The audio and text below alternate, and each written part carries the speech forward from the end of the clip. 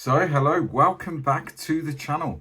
And what is my first update, bench update, channel update, whatever you want to call it, in quite some time. So I put a video out last week, just saying I'm back. I've decided, following Telford and the conversations I had, that I was going to put some more content out there. So that's what we're doing. So in this video, we're going to have a look at what I've been working on. As I said in the last video, I haven't been away from the bench. I've just been away from the camera, really. So I've been busy. So we've got a helicopter to look at. We've got a bust, resin bust to look at. We've got a shiny car to look at. And we've got a diorama to look at. So we'll have a look at those. They're the finished projects that I've been working on. And then we'll have a look at what I'm currently working on and what will be worked on or started very, very soon, hopefully this weekend. So yeah, so there we are. So we're going to head down to the bench and have a look at those. Before we do that, I've been thinking, and I've had conversations with people about which direction sort of take the channel in. And I'm planning on doing a live stream, which essentially is just going to be like a hangout. You know, I will hopefully have people join me. I'll be using StreamYard as a platform for that, which I've used before, and it works really well. It's quite intuitive. It's not complicated, and that'll be streamed. I'm thinking probably for a couple of hours on a Friday afternoon. So obviously now is Friday. It's the 26th of November. I won't be streaming this week because there's still a few bits and bobs I want to sort of get ready for the stream and make it as smooth as possible. And to that end, what I've done is I've set up a buy me a coffee. With the link is in the description to the video. So the reason I've done that is StreamYard is expensive, and it's either a monthly sort of subscription, or you pay it as a one-off for a year or 12 months. I don't want to be out of pocket, really. I mean, it is what it is, but I'm not, I'm not a millionaire. I'm not made of money. So I've set up a buy me a coffee. There's no obligation at all, but if people are interested in buying me a coffee, as I say, the link's in the description below. And what I will use that money for is to pay for StreamYard, to help support the live streams and everything else. Any money that's left over, what I've decided to do, so when StreamYard, if StreamYard is paid for, if it is, any money that's left over from the Buy Me a Coffee, I'm going to keep. And every quarter, so every 3 months, I'm going to make a donation of that money to Models for Heroes. That's what I'm going to do with it. I'm not looking to make money out of it. If it pays for StreamYard, great. If there's any left over, then once a quarter, I'm going to make a donation for Models for Heroes. And what I would do is, if anyone is kind enough to buy me a coffee, in my bench updates or channel updates every month, is I'm going to just, at the end, put a list of people, if they want to. Let me know if you do it. Just drop me a little message saying you're happy for your name to be publicised. If not, that's fine. And I'll just put a list up of people that have donated to the channel, and ultimately that have donated to Models for Heroes, which will be done once a quarter, as I say. So that's the buy me a coffee thing. That's out of the way. So when the live streams will start, I'm not sure, but it won't be a long time. It will certainly happen within the next few weeks. Friday afternoon, I've picked that firstly because I finish work on a Friday morning. I'm always off on a Friday, so I can commit to that. Secondly, I don't want to tread on anyone's toes. There's loads of live streams out there, and obviously you can choose which one you want to watch. But I don't want to purposely take someone else's time slot, if that makes sense. So the plan will be Friday afternoon, probably about 2 o'clock UK time, 2:30, something like that. Gives me a chance to get home from work Friday morning, have a little sleep because I work Thursday nights, obviously. Have some breakfast, get everything set up, and then I'll go live for a couple of hours probably till sort of 4, half 4, 5 o'clock, whatever, depends how it's going. And then obviously I'll come off, have a couple of hours, and then we're into the ISM Friday night live stream. So that's it. That's the plan with the live streams. So I'm waffling on. If you haven't already, please hit the like and subscribe. And we're going to head down and we'll see what I have been working on and what my plans are in the near future for future builds, future projects. So we'll head down to the bench. Have a look. Cheers.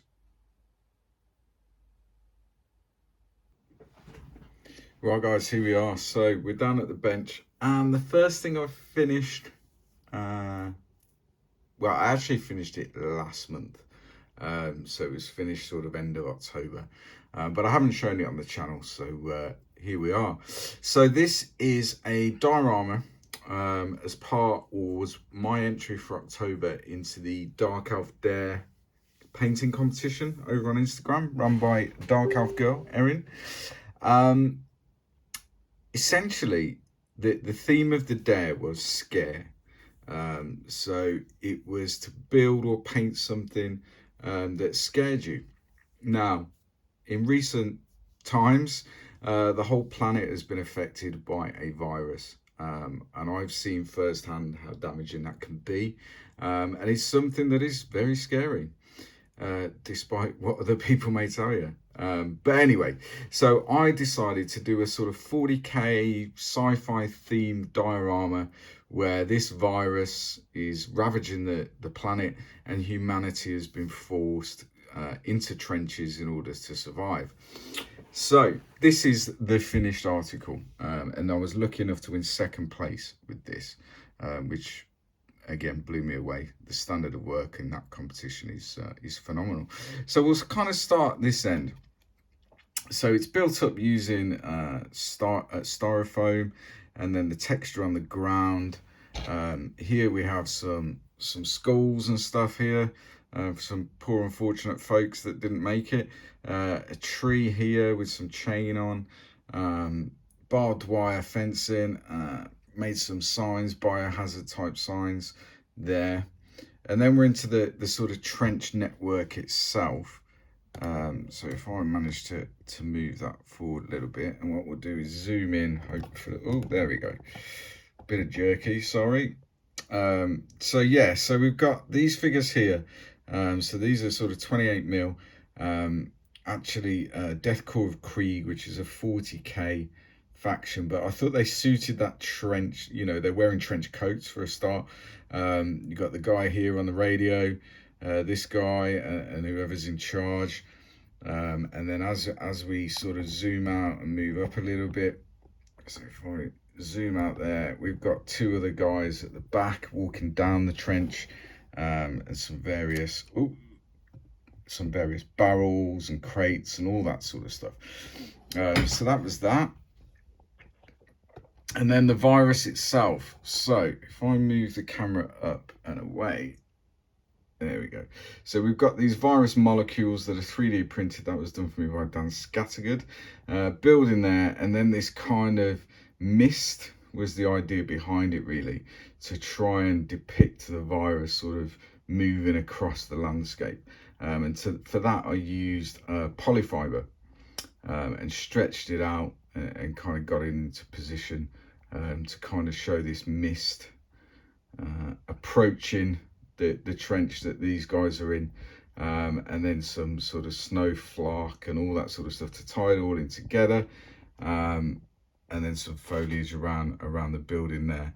And then on the front, as I've done quite often now, is just the name of the piece, which is the Scare Dare and Black Rifle Model Works. So that is the diorama. As I say, won second place, quite happy with that. Happy how it turned out, and yeah, sort of ended up looking like I had in my head, really. So yeah, happy with that one. So we'll move on to the next finished project. So guys, this is the next thing, and this is actually another entry into this month, November's Dark Elf Dare on Instagram. So the theme for this is grayscale. So whatever you enter has got to be grayscale, and you're allowed one accent colour on the piece that you're entering. So while I was at Telford, I was perusing Mitch's military models stand, and they do some fantastic resin figures and busts and vignettes and all that sort of stuff.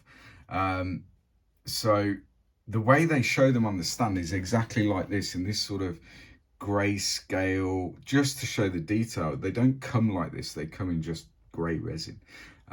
So I thought, you know what, I really like the way it looks, so I'll have a go. So this is a 200mm SAS Trooper bust. So this is the bit you get. The head's separate, you attach the head, a bit of cleanup, and then you end up with this. Now if I take him off his stand, you can just see the level of detail is just phenomenal. Excuse my thumb with paint on it. It's just phenomenal. I thought it just lended itself, particularly in this sort of counter-terrorist rig, with a respirator and everything else. It just kind of lent itself to this grayscale. I actually bought 3 of these, and I really like the grayscale look, so I'm going to do all 3 in a really similar way. And then I just, if we can see on the lenses, just tried to get a bit of a gloss black reflective finish on the lenses of the respirator.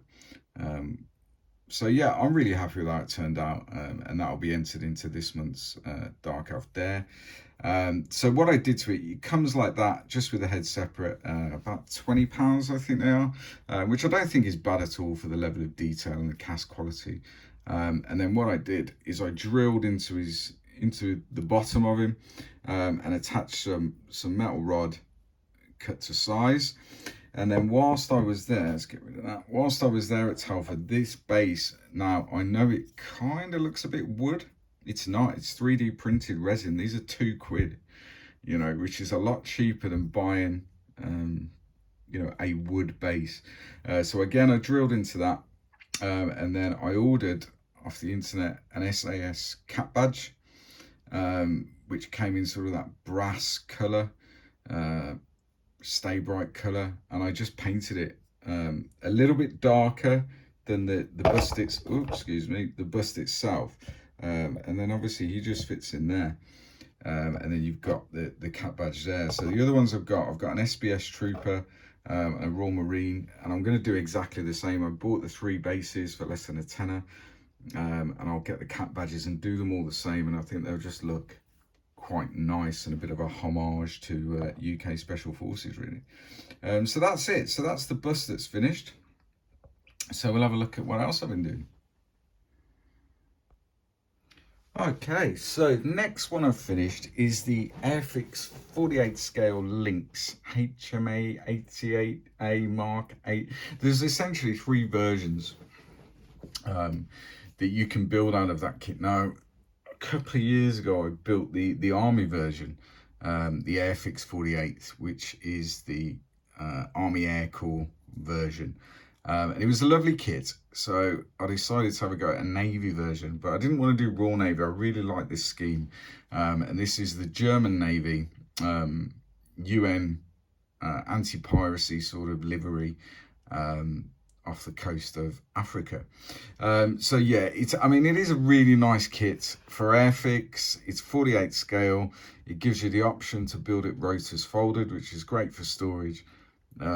So yeah, I did that. It's all painted in MRP, so it's all lacquer paints, and it's just a really nice build. Helicopters aren't necessarily the easiest thing to build, but this is really nice. The only problematic area really is these bits here, these kind of air intake covers. Now in real life they're mesh, but I decided just paint them red to depict fog covers, and then I scratch built fog covers on here, and I added Edward remove before flight tags in various bits on it, but everything else is out the box.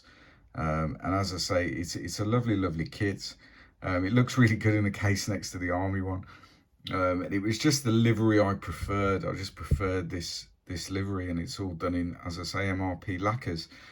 So yeah, really nice kit. Happy with how it turned out. I may get another one at some point and do the raw navy version, but I'm also leaning towards the new 32nd scale, which I think is Revell Lynx navy version. So I may do that one instead, but we shall see. We shall see. But yeah, I'm happy that that turned out. It's been a long time since I did a helicopter.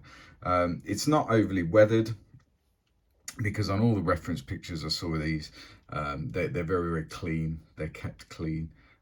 So that's why it's not massively weathered. But I'm very happy with how it sort of turned out. Yeah, and that's what matters at the end of the day. Build for yourself. So yeah, we'll go next, shall we?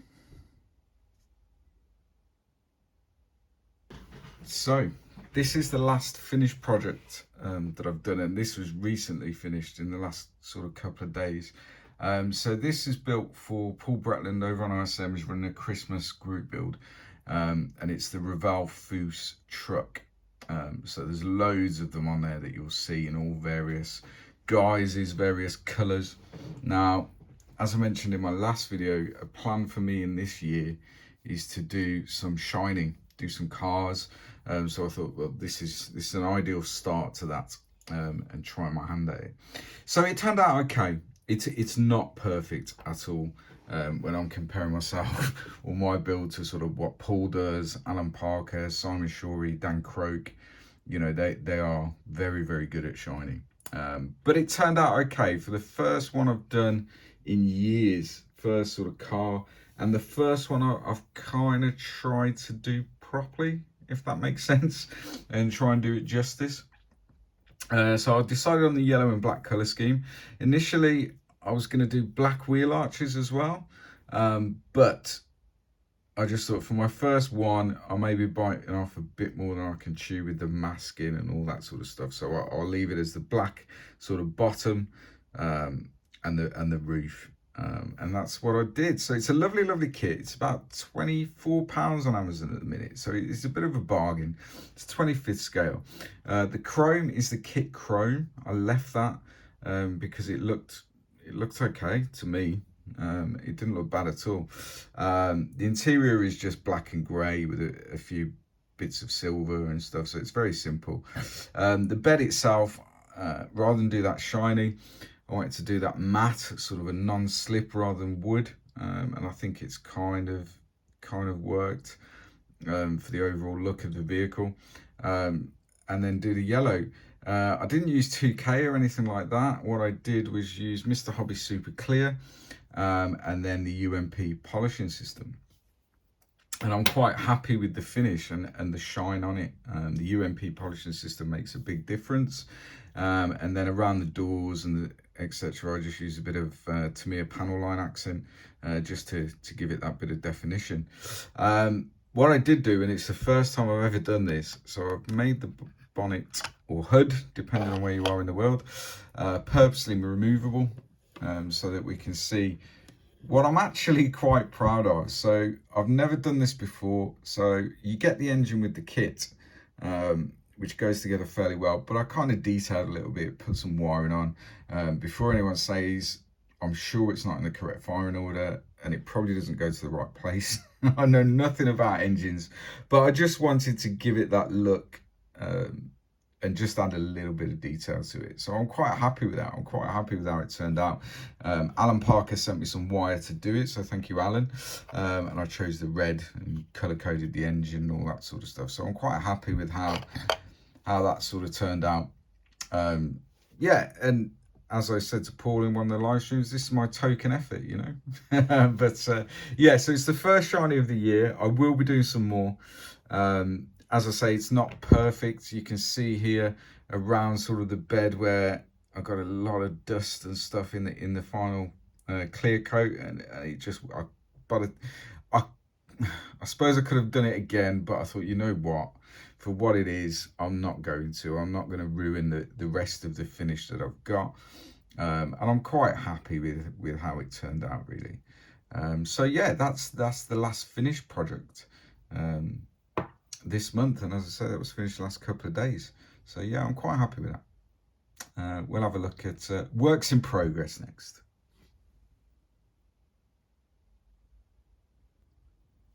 So Works in progress then.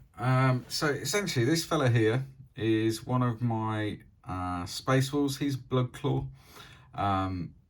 So I am building a completely firstborn original Space Marine Space Wolf list, which will be about 2,000 points.